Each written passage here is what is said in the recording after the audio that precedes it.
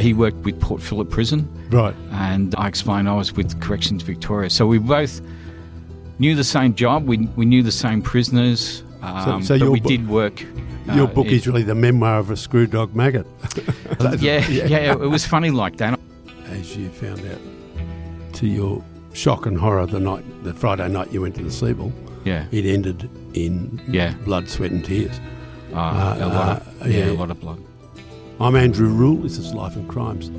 Today we have another author in the studio, which is a bit different from the usual author because this author, he's a first-time author, and actually he is a lifetime prison officer. He is known in the system by the younger officers as a dinosaur because he's done more than 20 years in one of the toughest jobs that you can do, I would suggest. His pen name is Bruce McLeod. It's not his real name. We won't use his real name because that would be a giveaway. The authorities take a dim view of prison officers using their real names when they do interviews and things. And so Bruce will be fairly tentative about some aspects of what he talks about, but he's going to tell us the reason he wrote his book, which has been recently published. It's called Justifying the Means, and he was prompted to do this probably by the sudden death of a very good friend. Bruce, welcome to our humble studio. Tell us about the death of your friend and how you heard about it. Thank you, Andrew. Well, Brian was my best friend, almost like a brother to me because we had that shared experience of working in corrections. Yep. It was a Friday night. My wife and I were travelling into the city to stay for the weekend, and it was also a chance to catch up with Brian and his wife as well. Yep. So how long ago is this? 2018. Just before COVID. Oh, a couple of years before COVID, really. Yeah. So we were driving into the city. Yep. From the west. Yeah, from down Geelong Way. So basically travelling in, we were staying at the Seabull in Flinders Lane. Yep. So as we came over the Westgate Bridge on the Friday night, as we normally would, tune into the Channel 9 news that was simulcast on FM radio. Yep. And that's when I heard. What did you hear? A man's body was found at Montmorency. That would interest you because you knew your friend lived at Montmorency. That's correct. And at that stage, my initial thought was, I wonder if Brian knew who this person was. Yep. They then basically mentioned the street name. Oh. And that's when it hit me that I thought my body just instinctively knew it was Brian. You knew? I couldn't describe it. It was just a feeling of it was something. It was just something about the story and the way it was announced that I thought it was him. And you were right. It was, immediately my wife basically started to call his mobile number, then his wife's number. All we got was just answering messages. We were sending text messages. We were trying to contact other people in regards to had they heard the news and had they heard from Brian or his wife. We kept driving. It was hard to describe because I can't even remember how I got to the hotel. No, but you had a feeling of dread. Absolutely. And at that stage, we checked in, raced upstairs to our room and switched on the TV to try and get more information. We were doing searches on Google, anything that we could get to just basically give us a little bit more detail about what had happened. And then what happened next? We eventually saw the late news on Channel 9 that night, and the images are still... So much for your weekend in the city. Yeah, but the images still burned into my memory, yep. And that was of the female officer leading Brian's wife out from the house. Who you recognised? I recognised straight away. I recognised the house, her car, and she being led out. Right. And I just sunk to my knees and realised that was when my whole world just changed. Right. Now, Brian had been murdered. At that stage, I didn't realise. It wasn't until much later in the evening that we got a phone call from his wife. She'd actually stepped out of the police station. Obviously, she had been there doing interviews with detectives. Yep. But she stepped out for a cigarette, rang, Our first thought was, what happened? She basically described the fact that she went around there to find him, and I can still almost hear it in my mind, her words saying there was just so much blood. So much blood. And it was haunting at that stage to realise that, we still didn't know if he'd taken his own life or if he was murdered. But the more and more news came out about it, and we understood then at that stage he was murdered. Yeah, and the fact that there was so much blood would suggest that it's done with a sharp instrument, which is possibly, it's not impossible to kill yourself with a knife, no, but it's less likely than other ways. The way in which he actually was murdered was quite brutal and horrific. Right. And those details came out, obviously, during the trial. Later on. But that period where we were sort of finding out about bits and pieces of information, obviously your mind starts racing as far as all the what ifs and what happened, and you try and start to put things together. I know we've chatted earlier about how we should tell your story or your stories, but I think now our listeners will probably want to know how you knew Brian, and then find out, what happened, what led up to this. You were both employed as prison officers at different prisons under different systems. You had that in common, but you didn't actually work shoulder to shoulder. No. But you were great friends because you worked in the same profession. Yeah, absolutely. How and when did you meet him? Very funny story, 2006. Yep. So this is almost 20 years ago now. Yeah, we first met. We were at a pub one night. Yep. Back in those days, I actually smoked myself, so we were up at a rooftop bar. Yep. My wife had gone to the bar to get a drink. Yep. And she'd been gone for a couple of minutes, so obviously I went looking for her. Found her talking to Brian's wife, and went up, and my wife introduced her to me, and we had a bit of a chat. Next thing, I got bumped in the back from behind, and I had this hot breath in my ear. G'day, you screwed dog maggot. Oh, yeah. And my world just basically tunnel vision then. I immediately thought it's an ex-prisoner who's basically going to take a swing at me. Yeah. And turned around and found this guy standing there who was 6'4", probably 150 kilos, built like a brick shithouse. Yeah. And he had this massive cheesy grin on his face. So you knew he wasn't a and I realised then he'd stitched me up, and he explained then he worked in the private sector, so he worked with Port Phillip Prison. Right. And I explained I was with Corrections Victoria. So we both knew the same job. We knew the same prisoners, but we did work. Your book is really the memoir of a screw dog maggot. It was funny like that. I've been caught out a couple of times. Once other time by another officer at a supermarket, and same sort of thing. Yeah, not expecting it, and it scares the shit out of you. You hear about cop humour, but there's prison officer humour too. Screw humour. Our humour tends to run very, very dark. Very dark. Yeah. So you hit it straight off with him. This bloke. Now you're two very different men. Yeah. And I think our friendship really grew by the fact that we did work at different locations. Yep. We understood the system. Yep. We understood the role and what we would actually achieve, but we were separated by those work locations that we could vent to each other. Yes. Okay. And we knew that information's not going to get back to the actual workplace. Very wise. And that was fantastic, because this is a job that you need to vent. You need to vent to people that understand the role. It.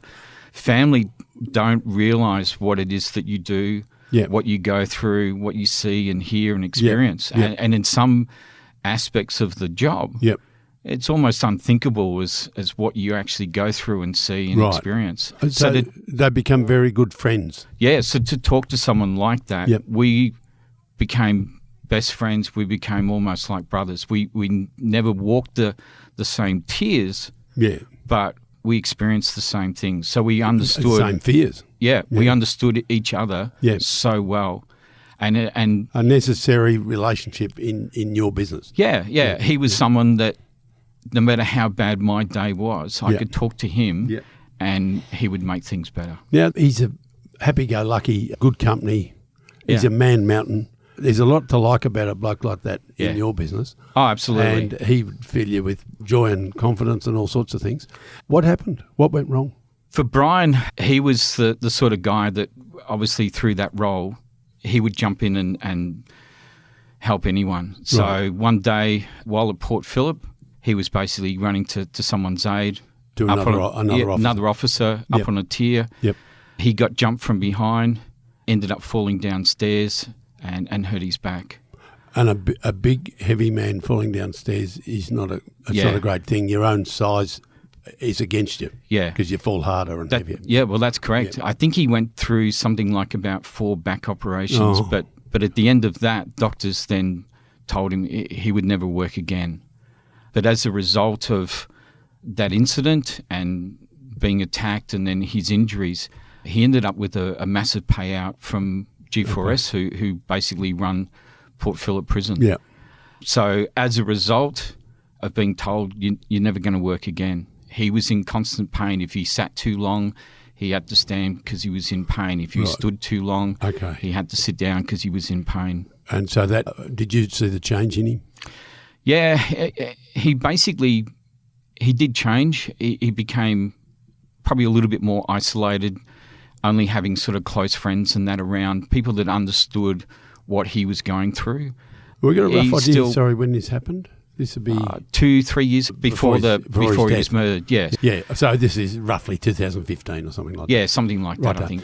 So he gets a payout. So he's assaulted in jail. It does happen. Yep. You don't always get that badly hurt but he did, and he couldn't sit. He couldn't work. It did bugger his life up. Yeah. He gets a payout. Yeah. Now, when you say a massive payout, not a life-changing payout, just something that covered, not the sort of thing where you can go buy a house with it.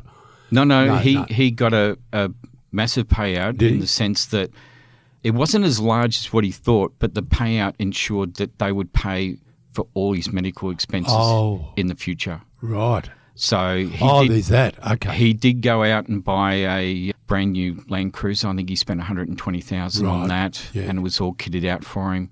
He was an outdoors man. He was a fisherman, a hunter. Yeah. He loved the outdoors, loved camping, getting away. Yep. So there was a lot of aspects of his life that just changed in that one incident. It was so devastating to him as far as not being able to work that he then looked upon as far as an idea of basically supporting himself, something that he could invest.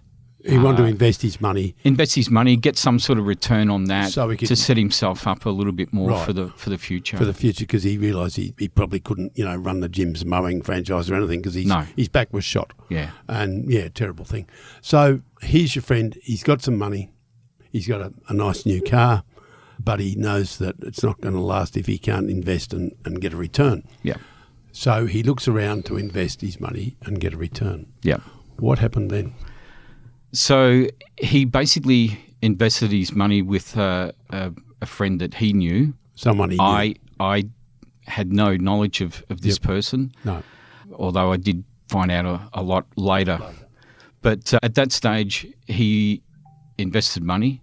Now, I'm of probably the old school where I had no idea it was Brian's business. I didn't ask him about how much it was or who he invested with. Fair enough. But that's what he was looking at doing. It was a hangover from his previous life. He'd been a tradesman before he joined the job. Yeah, he was a chippy for a long time. And he would have met and known quite a lot of people. Yeah. As a tradesman working on construction sites, you meet all the other trades and various people who supply things and so on. So he'd know quite a lot of people in that area. Yeah, that's right. And one of them, we would think, is the person he invested with. Correct. And this person obviously had a few people invest with him. Right. He canvassed people to invest in this. Yeah. He had a project. He had an idea. I believe it was something to do with commercial drainage systems, something along those lines. But the month before Brian was actually murdered, he came around to our house. We'd moved into a new home.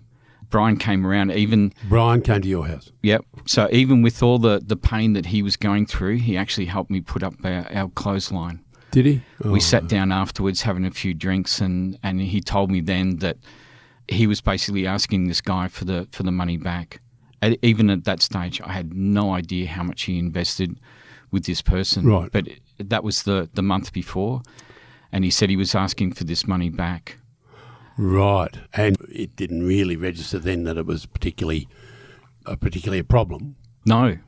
He wasn't really upset about it. No, I had, again, no knowledge of who it was or the amount. But I was Brian's shocked. demeanour was not, he wasn't distressed about it. No, it was just having a normal conversation over a few drinks, and he said, yeah, look, obviously not going too well. I'm asking for the money back. Right. But as you found out, to your shock and horror, the Friday night you went to the Seabull, it ended in blood, sweat and tears. A lot of blood. You contacted the police, didn't you?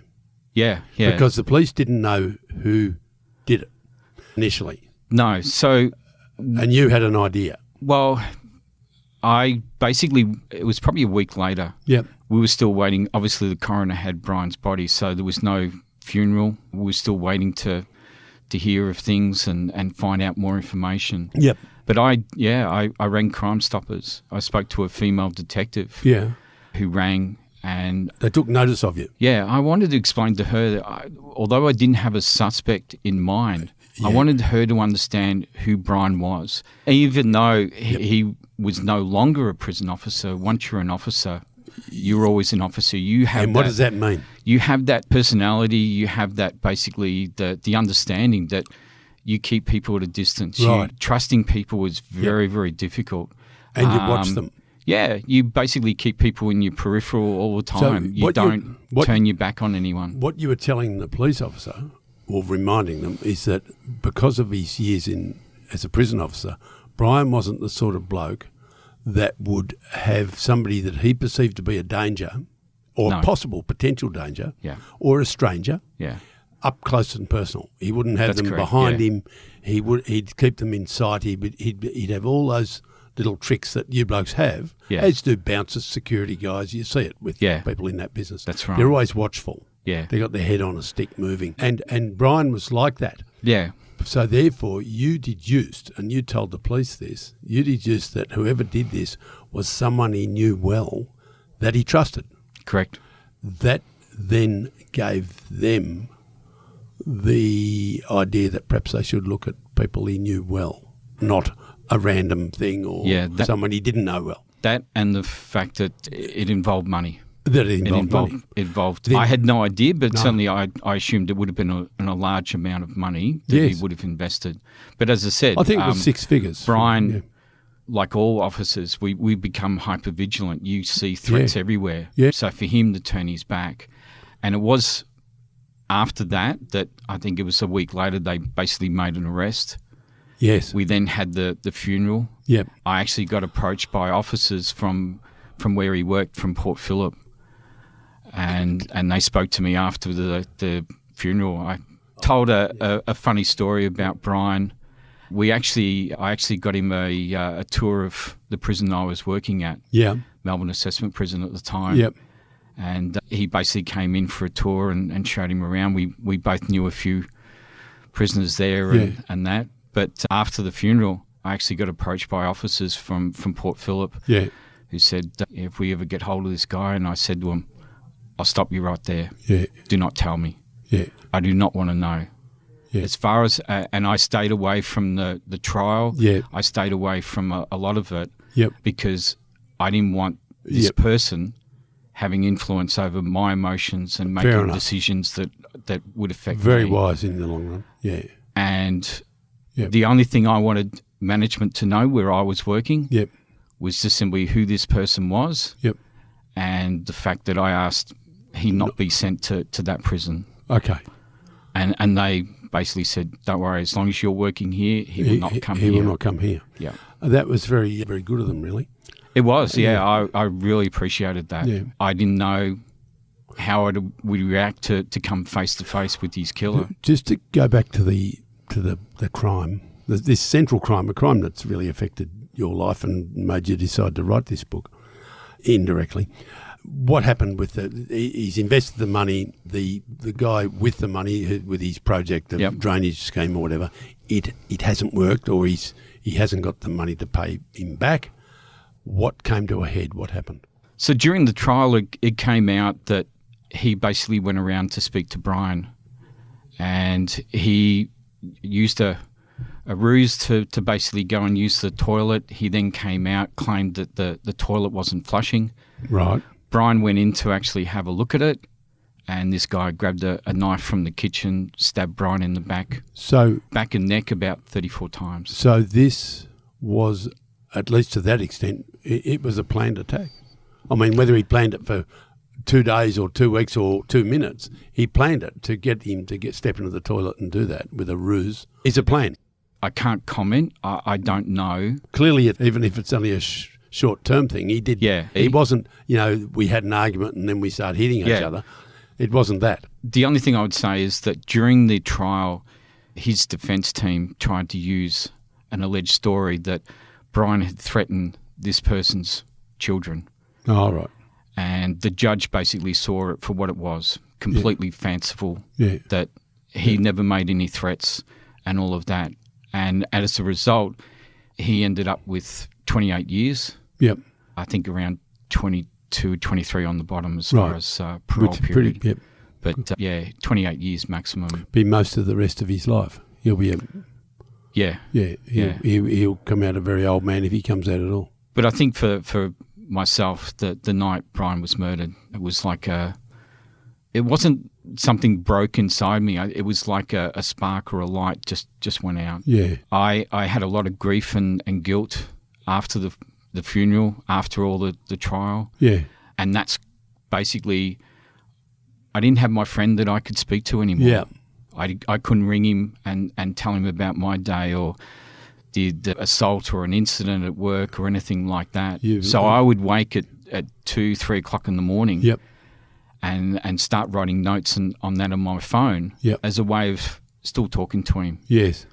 And that's what ultimately led to writing to the actual book. The book is a long letter to your dead mate, isn't it? It's inspired by his story. I like to think of it as telling his story. Right. He was someone that mattered. Yeah. As all correction officers, what we do and what we go through is very hard. Your book, Justifying the Means, how would you characterise, who are you talking to in that book? Who's your readership? It's pretty much, it's a psychological, I've put it as a psychological crime thriller. Yeah. I had a writing coach, because obviously debut books, I've never tried this before. Right. So I had a writing coach who basically read parts of it and came back with her first line on her report was, thoroughly enjoyed your story. Right, good. But she had a lot of questions. What happens to this person and what happens here and that. So that certainly gave me the confidence to continue writing.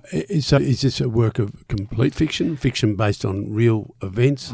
Real events but with false names? How would you characterise it? Real events with, I've changed a few names and dates and a few minor details. We're calling you Bruce, but you're not Bruce at all. No. But that's a funny story as well. I used to DJ 40 years ago. Did you? Yeah, nightclubs. Did you? Yeah. A few of your future customers in the audience. Well, I still do actually DJ mixes for a few close friends and that. Yeah. A lot of 70s and 80s and that. Excellent. But at the time, I think it was 1984, a movie came out. They called me Bruce. Yeah. And I did a lot of martial arts around that time. So the guy that I used to DJ with said, I'll call you Bruce from now on. And he still does to this day. As in Bruce Lee? As in, that was the film. Interesting surname when we think about it. It was a comedy. Wasn't probably one of the best, but it was quite funny. Call me Bruce.